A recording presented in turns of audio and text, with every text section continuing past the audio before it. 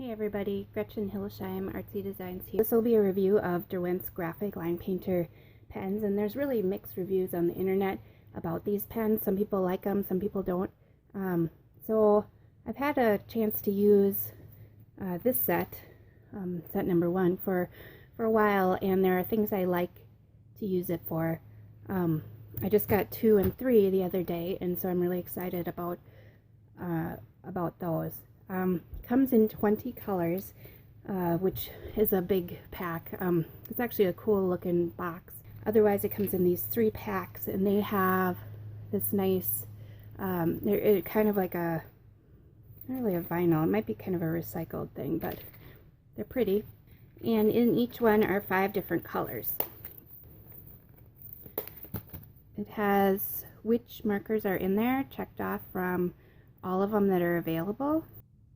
Okay, one of the things about these pens that some people don't like is a lot of people are saying that they get kind of goopy, and that's true.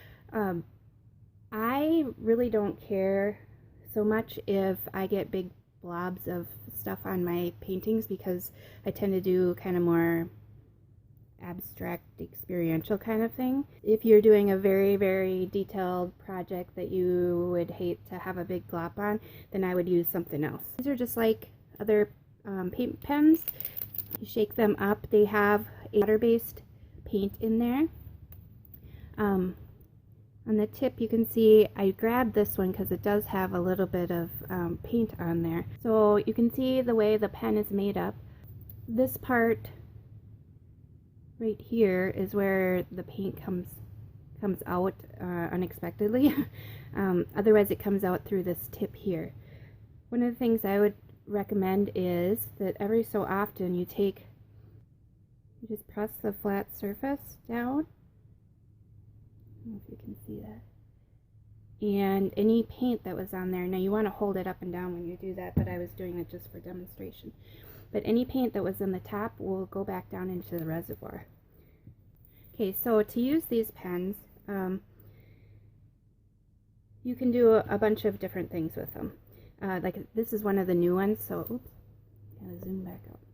This is one of the new ones, so I haven't really primed it yet. And to do that, you just press down on the pen until the ink comes out. I've done that for all of them, but as you can see, I didn't really use that one as much. You're going to probably have to do that every time that you take the pens out. And you're probably supposed to clean them somehow in between. I am not an expert. Okay, I have this scrap piece of paper, which is an envelope, nearby.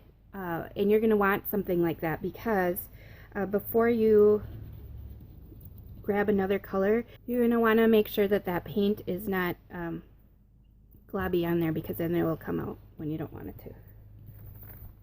Alright, so I did a little project yesterday. Alright, one of the cool things about these pens is that once your project is dry, the paint is dry, the ink is dry, so you can actually paint over it, and what's underneath will not come through. Let me show you here on my little project I did yesterday. Thought I knew which pen. Okay. So here I'm using Tom, which is actually, I'm pretty sure, from set number 1. And I am just going to, where's a spot that would be obvious? I'm going to go, oops, there's one of those globs. That was because I was trying to fix this pen. That is a good opportunity. Let me show you that one of the things, and that is I love how opaque the color is in this. I have a water brush here, and I would recommend that if you have it. You can use regular paintbrushes, which is fine, but with a little bit of water you can do quite a bit with this. But what I wanted to show you is, I'm going to clean off this brush. I can go back and go over what I did yesterday, and it's not going to mix together, which is pretty cool. You can use it like a palette where you can get a little blob of paint and then, oh, I didn't want to do that, and then go over it, and then just use it like a paint palette. So for now I'm going to use this.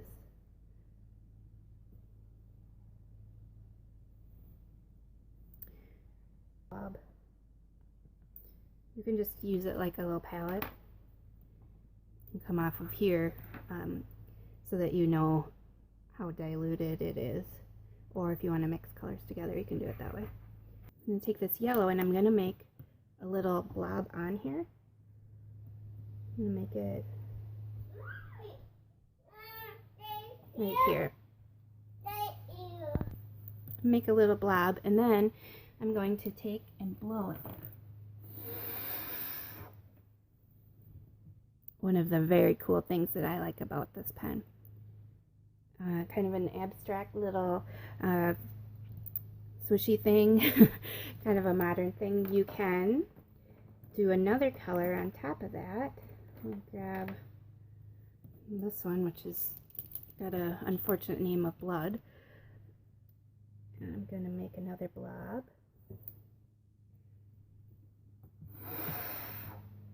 If you get a little bit of paint on your end of your brush, and you can just go like this.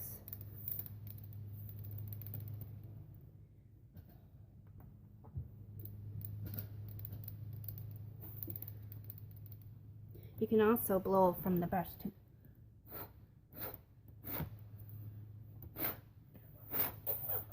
One of the areas I wanted to work on was right down here. I'm going to take this color, which is, are you helping? Clockwork, which is kind of a light orange, kind of a tangerine color. And I've just primed it a little bit. Also did on my envelope. And then I'm just going to put some details in here.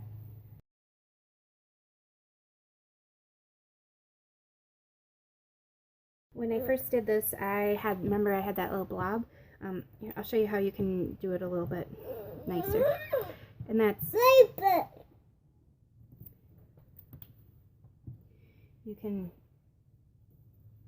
just scribble a little bit and then smooth it out with your paintbrush. And like I said, you get quite a bit on there.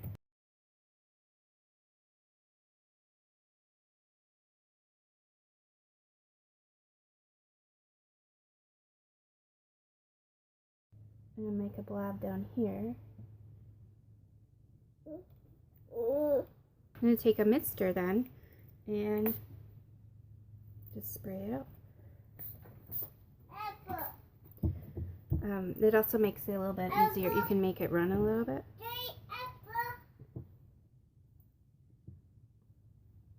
Like that.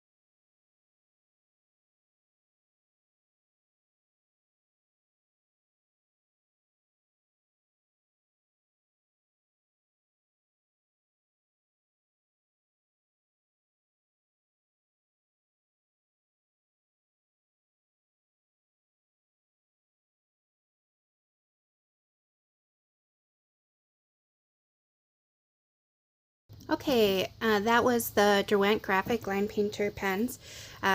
Some pros is I like all the versatility with the blowing and splattering and being able to use it like a opaque watercolor, almost like a gouache. I like that you can use it for fine detailed work. I'm okay with the globbing, but that would be something that probably most people wouldn't necessarily like.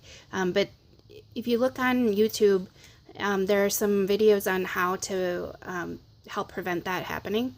One of the cons is that they are a little bit spendy, usually around $19 or $20 per package. I think it's around, well, it depends on where you get it, but 60 to 80 for all of them.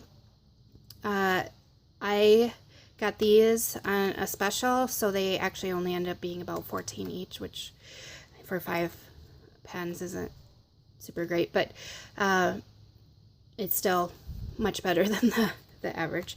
I only have 3 of the 4. The other ones are the black and white and grays. But overall, I would say that I really like them. And if you have the money to spend on it, not that I did, but if you want to spend the money on it, they're good. If you're a professional artist and you know the kind of art that you do, and this would work, then I would recommend them, especially if you like water solubility and kind of an opaque effect. So Gretchen Hilsheim, Artsie Designs, try it out, see what you think, and leave a comment, and hope you have a good day, and thanks for watching. Bye.